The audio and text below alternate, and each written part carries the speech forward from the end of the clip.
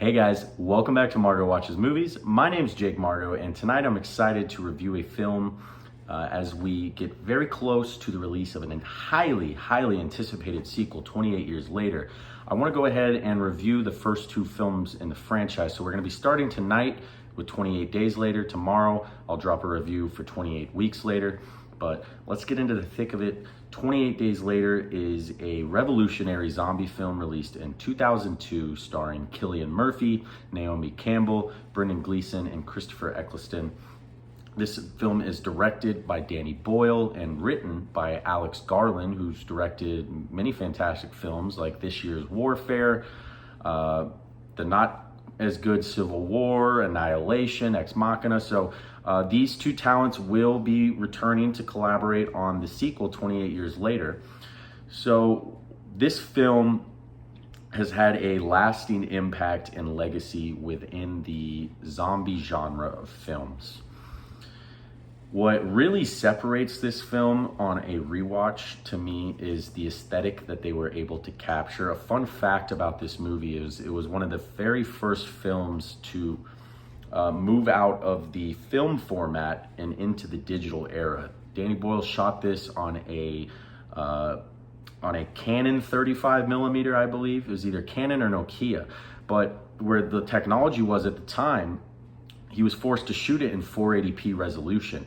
And the reason he wanted to shoot digital was to kind of capture this guerrilla-esque, like documentary style type of look to the film, and he accomplishes it so well. And everything in this film as far as aesthetics go and the kind of, again, the guerrilla type way that he shoots it is very captivating, and it creates this claustrophobia and kind of this realism in a very surreal type of situation. And I will say, I think for about the first 45 minutes of this film is some of the most captivating filmmaking of Danny Boyle's highly esteemed career. He's directed the Oscar-winning Slumdog Millionaire. I believe he won Best Director for it too, if I'm not mistaken. So this is a guy with a lot of pedigree. And this movie kicks off with a prologue that essentially sums up the phrase, "The road to hell is paved with good intentions." And as we get out of that prologue, that kind of sets up how the zombie virus, the rage virus as it's called in the movie, we are introduced to our protagonist played by Cillian Murphy named Jim. Jim wakes up in a hospital. And I have to say, if you're a person that's ever wondered what Oscar winner Cillian Murphy's Dingle Dong looks like, this is a must-see film for you, because we are introduced to this character full frontal and all of his nude glory as he awakens in a hospital, similar to how Rick wakes up, minus the dong, in The Walking Dead pilot. And it is a fascinating look into a post-world apocalypse. So from prequel to Jim waking up, we get the title of the film, 28 Days Later, which is where Jim wakes up in a apocalyptic and deserted London. And as he's walking through the streets and wondering what's going on, the whole world is set up in a way where you are pretty captivated. At least I was, and this is probably the third or fourth time I've watched this film. And again, I think as the plot progresses, we're introduced to Brendan Gleeson and his daughter, Frank and Hannah. You really see the film hit its stride, and there's this really kind of unique sequence as they attempt to find sanctuary, that it almost turns into kind of this like mini road trip movie within the zombie genre, and interspersed between pulse pounding, thrilling, frightening sequences. And I wouldn't say that it's like outright horror, but it is very, very, very tense, pulse pounding tension. Interspersed in those moments of tension, you get a lot of human drama and pathos and really, really well done characterization. The script that Alex Garland writes allows these characters to breathe. It allows you to grow fond of them, and it allows you to connect with them because they have very real human traits. And I think that's what this movie does so well, mining the human emotion out of this apocalyptic world, where I think your standard kind of below below average zombie film tends to focus on the nihilism and the hopelessness of a zombie world, where you have this father-daughter dynamic mixed with Cillian Murphy and Naomi Campbell's, I can't remember her name right now, but hopefully it comes back to me. But she's a really good character, especially the way that she starts off the film. And it's not even something that happens at the end. The 360 that happens from this woman who's spent 28 days in constant fear and chaos and watching the world burn around her, and how quickly she grew this shell and this exterior, and the way that Frank and Hannah are able to slowly take those walls down along with Cillian Murphy is really, really interesting drama done within this zombie film. And I think that's what really separates the movie. And it allows you to grow these characters, which sets the stakes higher, because these aren't just brainless, dumb characters. We are attached to them at a certain point, and we want to see them make it out alive. So when tragedy hits, it hits much harder than your typical zombie movie.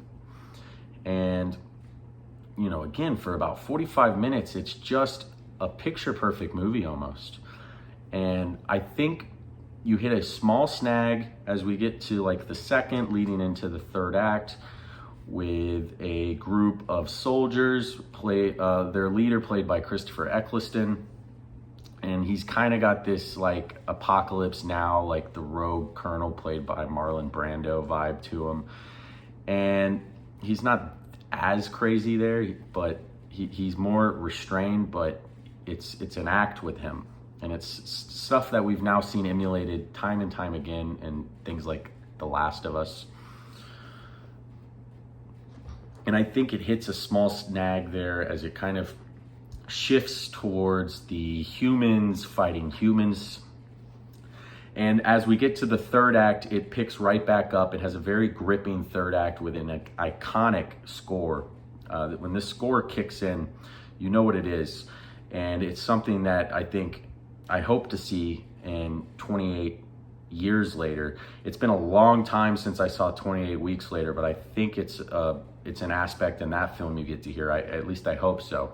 Because I always did like 28 Weeks Later, even more than 28 years later, or 28 Days Later as a kid, just because it's a little more action-packed and you get a nice introduction to Jeremy Renner. But we'll cover that tomorrow. So, you know, the film wraps up rather optimistically, and I just think overall, the impact and the legacy this film has, getting us a sequel that I think is probably on my like top 5 or 10 most anticipated movies of the year, and 28 years later. It's a really effective film with a really unique, grainy, kind of low quality aesthetic to it. It feels lived in, it feels dirty, it feels grounded, and there's really good human drama mixed in with all the terrifying zombie tension and gore and violence. And there's gore and there's violence in this film aplenty. So all in all, 28 Days Later for me is a must-see gem. It's held back from being a all-time great film, or even just, you know, a classic, I think, by a overrated second act involving the soldiers. Really like back in second act, start of third act, I think holds it back from reaching a real pinnacle of heights. But it's still a must-see gem, and I couldn't recommend this film enough. If you're into the zombie genre, if you want a little tension, it's a good one. So that's all for Margot Watches Movies. Let me know what you guys think of 28 Days Later. Are you guys excited for 28 Years Later? Is this a movie you'll be seeing in theaters? I'll be seeing it Thursday night, so I'll have a review up for that Thursday night. And yeah, I'm curious to know what you guys think of this movie. Do you think it's better than I think of it? Do you think it's overrated? What are your thoughts? So that's all tonight for Margot Watches Movies. My name's Jake Margot, and as always, guys, thanks for tuning in. We'll see you next time.